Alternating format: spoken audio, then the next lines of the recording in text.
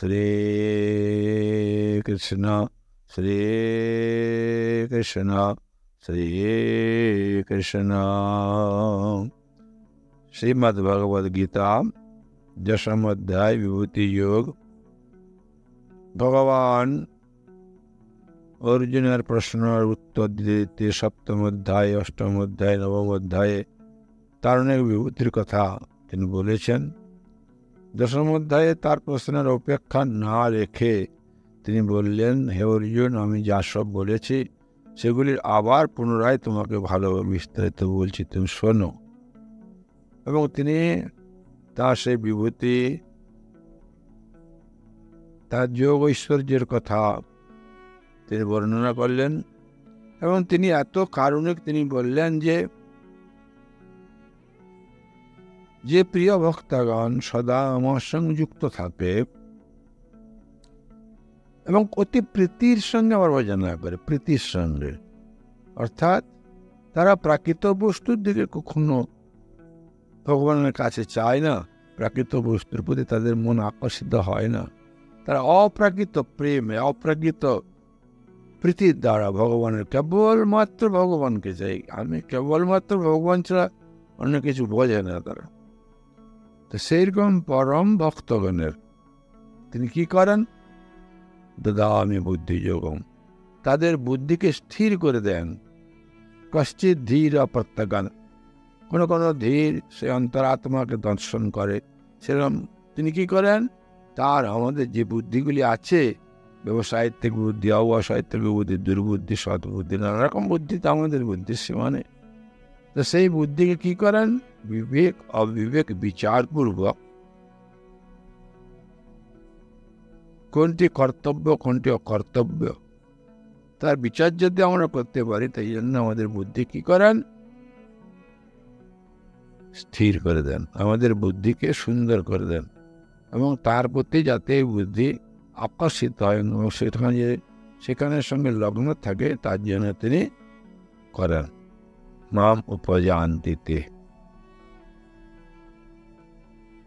এবং তিনি এত অনুকম্পা করেন, তিনি তাঁর ভক্তের প্রতি এত অনুকম্পা পরায়ণ। কি হয় না, আমাদের মধ্যে যে অজ্ঞান রূপ তম, সত্তরজতম 3 গুণের মধ্যে তম যে অজ্ঞান, যার দ্বারা জ্ঞান আবরিত থাকে, যার জন্য আমরা কোনো তত্ত্বজ্ঞান লাভ করতে পারি না, বলে আমাদের ঈশ্বরের প্রতি ঈশ্বর ঈশ্বর ঈশ্বর বকলেও, আমরা তার অনেক পূজা পার্বণ ইত্যাদি ঘটাকে নানা রকম করলেও আমরা ঈশ্বরের তত্ত্ব বুঝতে পারি না। তাই তিনি অনুকম্পা বশত সেই তত্ত্ববোধ তার ভক্তকে দান করেন। আত্মভাবস্ত, সে আত্মভাব, সে আত্মার সঙ্গে তার ভাবকে যুক্ত করে, সে আত্মভাব তিনি প্রদান করেন। কি করেন? অজ্ঞান নষ্ট করেন, অন্ধকার অজ্ঞান নষ্ট করেন। যে কি করেন? জ্ঞান দীপেন ভাষ্যতা। যেমন সন্ধ্যাবেলা প্রদীপ জ্বালিয়ে মন্দিরে, প্রদীপ জ্বালে অন্ধকার দূর হয় প্রদীপের আলো, তেমনি জ্ঞান প্রজ্বালিত জ্ঞান ও প্রদীপ। এটাতে আছে না, প্রজ্বালিত ব্যাসদেব, প্রজ্বালিত জ্ঞান ও প্রদীপ। সে জ্ঞানময় প্রদীপ এর আলো তিনি হৃদয়ে বুদ্ধির সঙ্গে স্থির করে দেন, যুক্ত করে দেন। ফলে সেই জ্ঞানরূপ আলোর দ্বারা এবং সুন্দর সদ্বুদ্ধির দ্বারা আমরা তাকে জানতে পারি, নিজেকে জানতে পারি, জগৎকে বুঝতে পারি। এই তত্ত্ববোধ হলেই সে আমার বিভূতি বল ঐশ্বর্যকে জানতে পারবে। অর্জুন অনেক মন দিয়ে শুনল। ভগবান একটু বিশ্রাম নিলেন, কথার বিশ্রাম দিলেন। তখন অর্জুন কি করবে? অর্জুন ভগবানকে বলতে আরম্ভ করলেন, পরম ব্রহ্ম পরম ধাম পবিত্রম পরমম ভবান পুরুষম শাশ্বতম দিব্যম আদিদেবমজং বিভুম আহুষ্টা ঋষয় সর্বে দেবর্ষি নারদস্তথা অসীত দেবলভ্যাস স্বয়ং চৈব ব্রবীমি। স্বয়ং চৈবা ব্রবীষি মে। তিনি কি বললেন যে হে ভগবান, তুমি আগে তো বলেছ, তুমি মধ্যে বলেছ পরম ব্রহ্ম, তুমি সেই পরম ব্রহ্ম, তুমি ওঙ্কার ব্রহ্ম, তুমি বলেছ, তুমি আমাকে বলেছ তুমি পরম ব্রহ্ম, তুমি পরম ধাম, সেটাও তুমি বলেছ। অব্যক্তায়িত তোমাহ পরমঙ্গতিম, তুমি সেই পরম ধাম এবং তুমি মহাপবিত্র, তোমার মতন পবিত্র কিছু নেই। তাই অপবিত্র পবিত্র বা সর্বাবস্থাঙ্গত বিবা যা শরেত পুণ্ডরী কাক্ষ বাহ্যাবন। যিনি পবিত্রই হন আর যিনি অপবিত্রই হন, যে অবস্থায় যে থাকুক, সে যদি অন্তরে একবার আমাকে স্মরণ করে,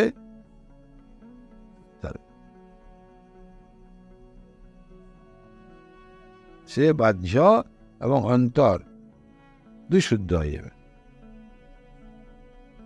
বাহ্য শুদ্ধ করলাম, চন্দন মাখলাম, সাবান দিয়ে মাখলাম, বেশ ভস্ম মাখানো হলো না। আমাদের অন্তরের ভিতরে যে শুদ্ধতা না থাকে, অর্থাৎ রাগ, দেশ, হিংসা, কপটতা এগুলি যদি থেকে যায়, তাহলে সেখানে ভগবানের হাজার নাম করলেও কোনো লাভ হবে না। কি করে সে ব্রহ্ম দর্শন করবে? এগুলি তার বাধা স্বরূপ, মোহ মমতা বাধা স্বরূপ। তাই তিনি বললেন অনুকম্পা, তার অনুকম্পা লাভ করলে তিনি এগুলিকে দূরীভূত করে দেবেন, অন্ধকারগুলি দূরীভূত করে দেবেন, হৃদয়গ্রন্থিকে ছিন্ন করে দেবেন এবং আমাদের সমস্ত সংশয় তিনি নষ্ট। তাই তিনি এত পবিত্র এবং আপনি শাশ্বত, আপনার নিত্য আর সব অশাশ্বত। তোমার এই সৃষ্টি মাইক সৃষ্টি, তাই এসব অশাশ্বত। তাই তুমি দিব্য পুরুষ, তোমার মতন আর দিব্য পুরুষ এই জগতে কেউ নেই, কারণ তুমি স্বয়ং প্রকাশ। এই জগতের কোনো বস্তু তোমাকে অগ্নি, সূর্য, চন্দ্র কেউ প্রকাশিত করতে পারে না, তারা তোমার প্রকাশেই প্রকাশিত হয়। তুমি দেবদেব আদি দেব, তোমার পূর্বে আর কোনো দেবতা ছিল না, তুমি প্রথম।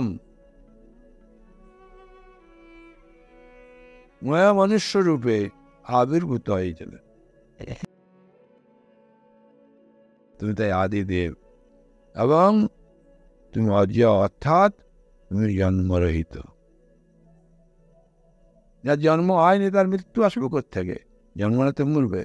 তাই ভগবানের জন্ম মৃত্যু হয় না। ভগবানের যদি মৃত্যু হয় আবার জন্মায়, তাহলে সে সাধারণ মানুষের মতন হয়ে যাবে, কিন্তু তিনি তো সাধারণ অসাধারণ। তিনি পবিত্র, তিনি সর্বব্যাপী, তিনি স্বয়ং পুরুষ, তার উপরে কেউ নেই। তিনি আদি, তিনি আদি, তার উপরে আর কেউ নেই। তিনি স্বয়ং কার স্বরূপ। তাই তুমি নির্বিকার, নিরাকার, তাই সর্বব্যাপী এবং তুমি বিভু, তুমি হচ্ছে বিভু। এই এতগুলো ভগবানকে নাম সম্বন্ধে বলল অর্জুন। দেখিয়ে বলছে না, এই রূপে সকল ঋষি, দেবর্ষি, নারদ, অসি, দেবল, ব্যাস আপনাকে এইভাবে বলে থাকেন, আপনারা এইভাবে বর্ণনা করে থাকেন। তারা আপনি নিজেও আমাকে বললেন সেই কথাগুলো, আপনি নিজেও স্বীকার করে বললেন। তাতে কি হচ্ছে, তারা যেমন বলেছেন তার প্রমাণিক বাক্য হলো, যদি তার ভিতরে কোনো অপ্রামাণিক শঙ্কা আমার থাকে, সেটি আপনি নিরসন করলেন। জ্ঞান দীপতে ভাষ্য, আপনি জ্ঞান রূপ দ্বীপ জেলে আমার অন্তরে সেই অপ্রামাণিক অবস্থা, অবিশ্বাস দূর করলেন, সংশয় দূর করলেন। কারণ আপনি নিজে বললেন, আপনার নিজের মুখে শুনলাম, সকলের মুখে শুনেছি, সকলে বলেছেন, কিন্তু এখন আপনার নিজের মুখে আমি শুনলাম। ফলে আমার এই জ্ঞান অতি দৃঢ় থেকে দৃঢ়তর হয়ে উঠল। কারণ ভগবান পাশেই ছিলেন, অর্জুন তার কাছে বসে স্তুতি করলেন। তারপরে বললেন, অর্জুন সর্বম এতদিতং মন্যে জন্মং বদসি কেশব, ন এতে ভগবান ব্যক্তিং বিদুর্দেব ন দানবঃ। ভগবান অবতার পুরুষ, কিন্তু ঠিক অবতার নন, তিনি হচ্ছেন অবতারী। তিনি অবতারই, তিনি প্রকটন অপ্রকটন। অবতাররাও আসেন, চলে যান, তাদের জন্ম মৃত্যু হয়, কিন্তু এনার জন্ম মৃত্যু তো হয় না। কৃষ্ণ জ্যোতিষ স্বরূপ থেকে শরীর ধারণ করে মার কাছে এসেছিলেন। তিনি মাতৃগর্ভতে জন্ম তো করেন নাই, তাই তিনি মায়া মনুষ্য এবং তার অবতার যে শ্রেষ্ঠত্ব তিনি প্রমাণ করলেন তার অচিন্ত শক্তি দ্বারা। তার অবতারান্ত কাকে বুঝালেন না? তা অন্তরজ্ঞ জ্ঞানী ভক্তিদের এবং তার প্রীতিপূর্বক যারা ভজন প্রেমী ভক্তদের, যারা মাধুর্য ভক্ত, তাদেরকে তিনি চাষাটা বুঝিয়ে বললেন, যাতে এদের মোহ নাশ, যাতে তারা একে না বুঝেন যে গোপালক গরু চড়ায়, এ তো গলা করে জন্মেছে। তাই তিনি বললেন যে না, আমার যোগ ঐশ্বর্য সম্বন্ধে তোমাকে বললাম। তখন অর্জুন বলছে, সর্বম এত ইতং মন্যে জন্মাং বদসি কেশব। কেশব, কেশব কথার অর্থ ক মানে ব্রহ্মার নাম, অ হল বিষ্ণু, ঈশা হল শঙ্করের নাম, ব হল বপু অর্থাৎ তার স্বরূপ। এ ব্রহ্মা বিষ্ণু শঙ্কর যা স্বরূপ তাকে বলা হয় কেশব।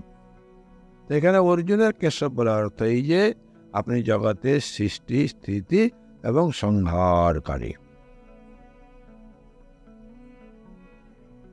তিনি সপ্তম অধ্যায় থেকে নবম অধ্যায় পর্যন্ত যা বলেছেন সেগুলিকে সব তো আমি সত্য বলে মনে করছি, কিন্তু এখন আপনি যে বলছেন বিভূতি যোগের কথা, এসব আমি সত্য বলেই মনে করছি। তাই কেশব, আপনি আমাকে যা বলছেন তা তো সব সত্য বলেই জানি। হে ভগবান, দেবতা বা দানব কেউ আপনার প্রকট হওয়ার তাৎপর্য কিন্তু জানে না।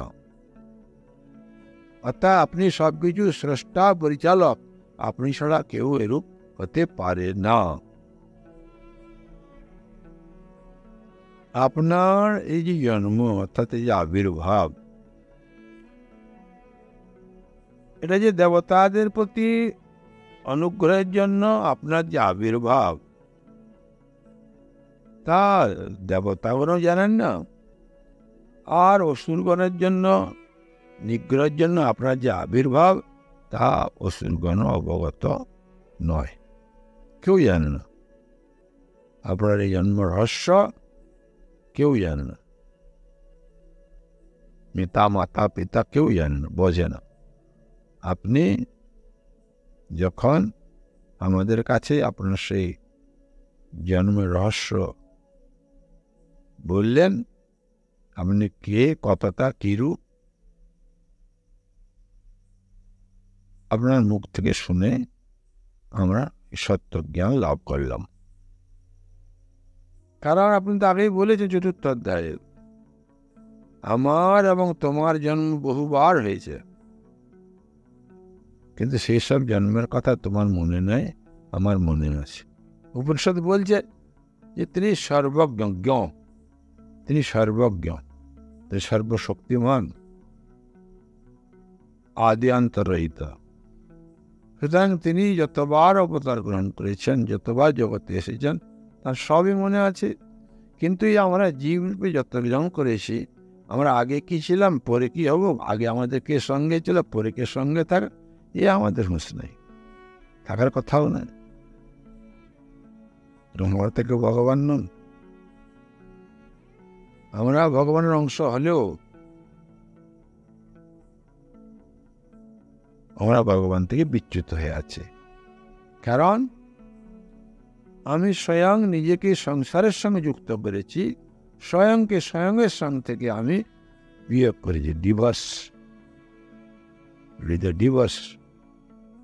আমার যে স্বরূপ স্বয়ং, যেখানে থাকলে আমার শান্তি, আমার আনন্দ, আমার জ্ঞান, আমার অন্ধকারের নাশ হবে, সেখান থেকে আমি স্বয়ং নিজে দূরে আছি।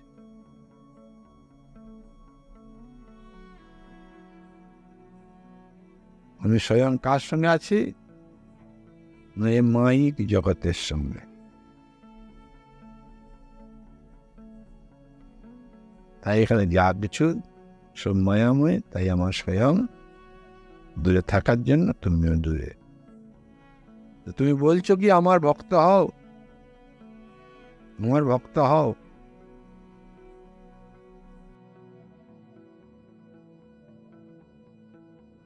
তুমি স্থিতপ্রজ্ঞ হও, তুমি জ্ঞানী হও, তুমি আমার ভক্ত হও, তাহলে আমি তোমাকে সেই পূর্ব জ্ঞান যা কালে নষ্ট হয়ে গেছে তা তোমাকে বলবো। বলেছেন, তাই অর্জুন বলছেন যে মায়া শক্তির দ্বারা ভগবানকে জানা কখনো যায় না।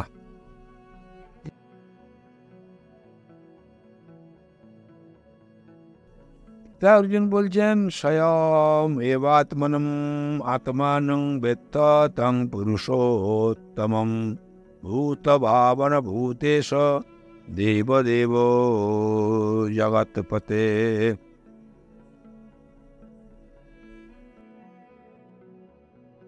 পুরা গীতাতে আমরা যত শ্লোক পড়েছি, কোন শ্লোকে এই শ্লোকের মতন এতগুলি বিশেষণ দিয়ে বলা নাই। কি বলছে? হে ভগবান, তুমি ভূত ভাবন, তুমি ভূত ভাবন, তুমি ভূতেশ, তুমি দেব, তুমি জগৎপতে। আপনি বাহ্য সাধন নিরপেক্ষ,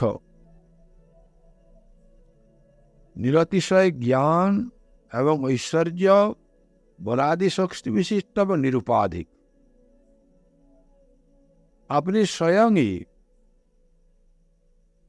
আপনি নিজেকে জানেন, অপরে তা জানে না, তার জানবার শক্তিও নেই। এই যে অর্জুন ভগবান সম্বন্ধে এতগুলো শব্দ ব্যবহার করল, তার এত বিশেষণ দিল, গীতায় কিন্তু যত শ্লোক আছে কোন শ্লোকে কিন্তু এই এতগুলো বিশেষণ দিয়ে বলার নাই। প্রথম কি হতো? জগৎ সৃষ্টি হতো সংকল্পের দ্বারা। পরমাত্মা ব্রহ্ম, ভগবান নিজে সংকল্প, তার সংকল্প থেকে ব্রহ্ম হওয়ার সৃষ্টি, তার সংকল্প থেকে জগৎ সৃষ্টি। সংকল্প হতো, তাই তিনি ভূত ভাবন, এবং সমস্ত দেবতাগণ প্রাণীর ঈশ্বর হওয়ার জন্য তুমি ভূতেশ।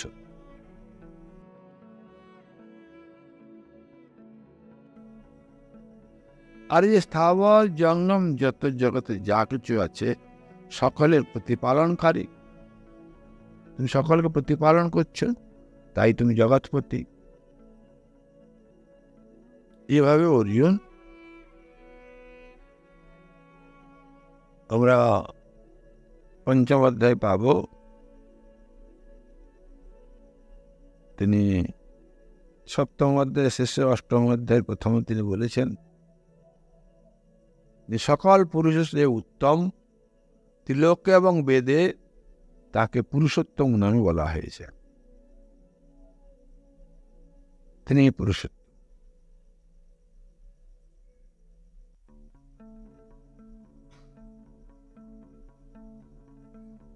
সকল পুরুষের চেয়ে শ্রেষ্ঠ,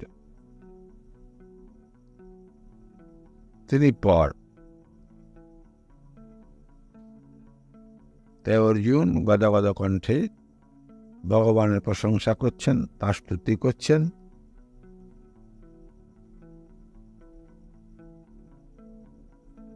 বলছেন যে ভগবান হে কৃষ্ণ,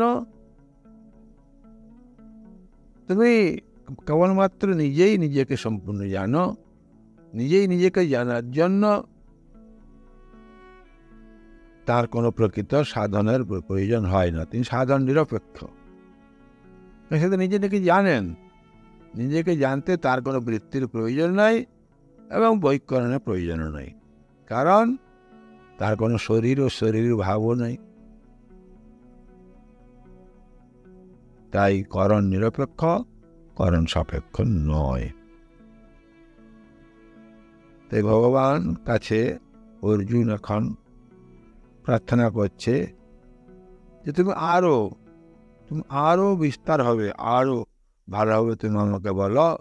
বক্তুম মহর্ষি অশেষেন দিব্যা আত্মা বিভূতয়ঃ যাবের বিভূতিবের লোকান ইমং স্তং বাপ্যতিষ্ঠসি। যেসব বিভূতির দ্বারা আপনি সর্বলোক ব্যক্তি স্বরূপে অবস্থান করছেন, সেসব বিভূতিগুলি সম্পূর্ণভাবে আপনি আবার বর্ণনা করুন, কারণ এগুলি বর্ণনা করতে আপনি সক্ষম। বলছেন তুমি সপ্তম শ্লোকে বলেছেন যে ব্যক্তি আমার বিভূতি ও যোগ তত্ত্ব জানেন, তার আমাতে অচলা ভক্তি হয়। সেটি শুনে অর্জুনের মনে হয়েছে যে ভগবানের দৃঢ় ভক্তি হওয়ার এটি অতি সহজ ও শ্রেষ্ঠ উপায়। কারণ ভগবানের বিভূতি এবং যোগ তত্ত্ব তো জানলে মানুষের মন স্বাভাবিকভাবে ভগবানের দিকে আকর্ষিত হয়।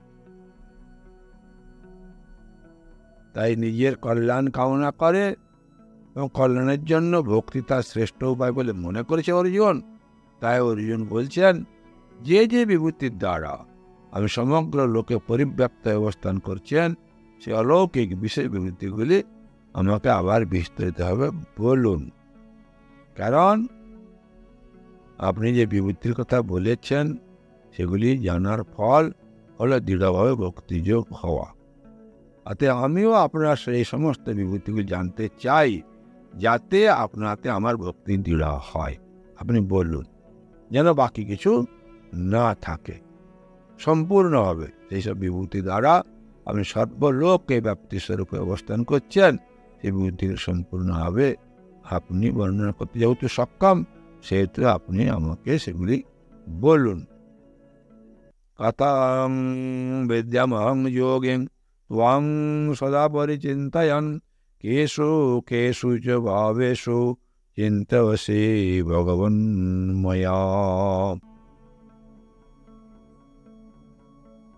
হে জনার্দন,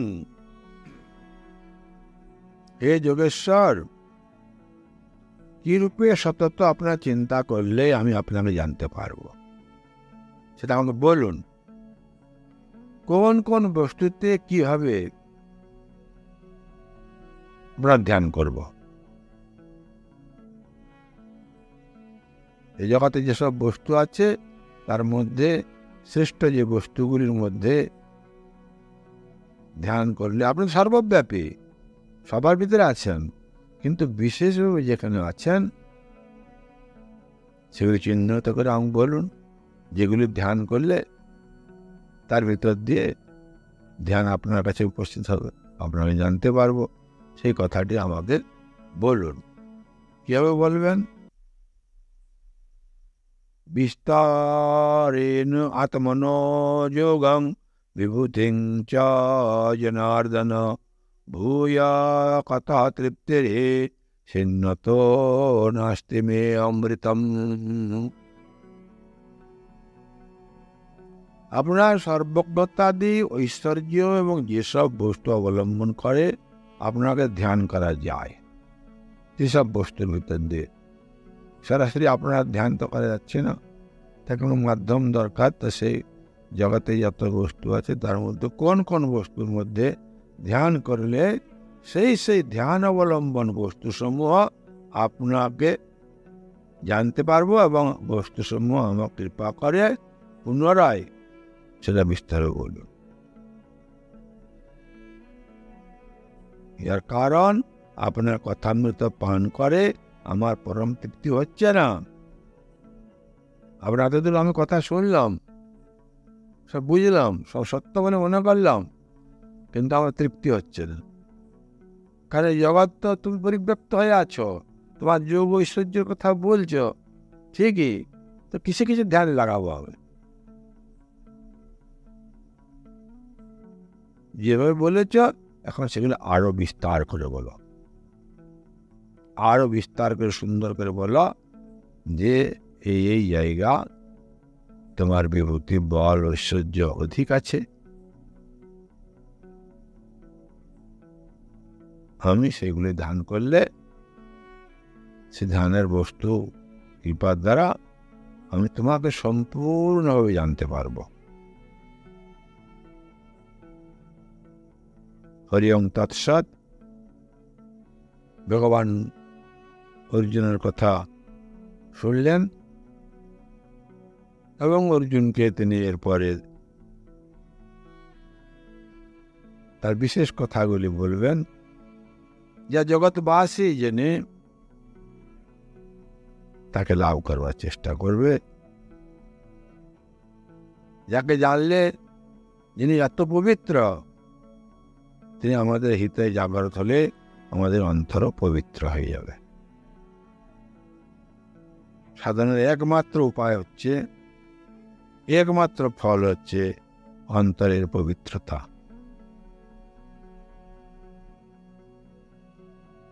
রাগ দেশ বর্জিত পবিত্র অন্তঃকরণ, যেখানে তিনি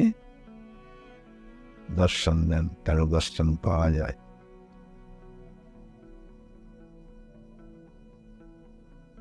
সে পবিত্র আলোর দ্বারা আমাদের অন্ধকার দূর করবেন, আমরা তাকে দর্শন করতে পারব। যে দর্শন অতীব অতীব দুর্লভ, অতীব দুর্লভ।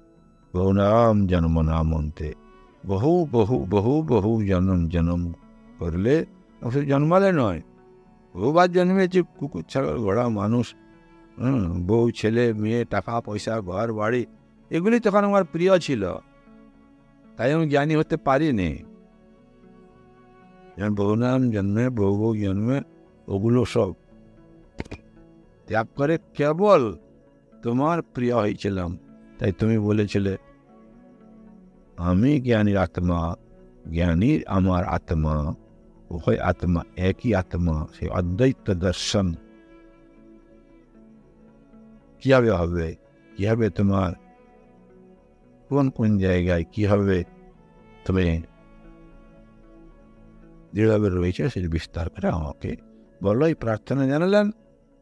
আমরাও নিয়মিত ভগবানের যারা পূজা আরাধনা করি, ঘর সংসার টাকা পয়সা ইত্যাদি দিয়ে আরও সুখ হেনে তেনে বাড়ি বাড়ি নাচে, আমরা যদি তার কাছে চাই যে প্রভু তুমি তোমার সে বিভূতি দর্শন করে আমার অন্তরে সে জ্ঞান রূপ প্রদীপ প্রজ্বলন করো। প্রার্থনা করলেই প্রার্থনা মন্দির হয়। ওম তৎসৎ। শান্তি হোক।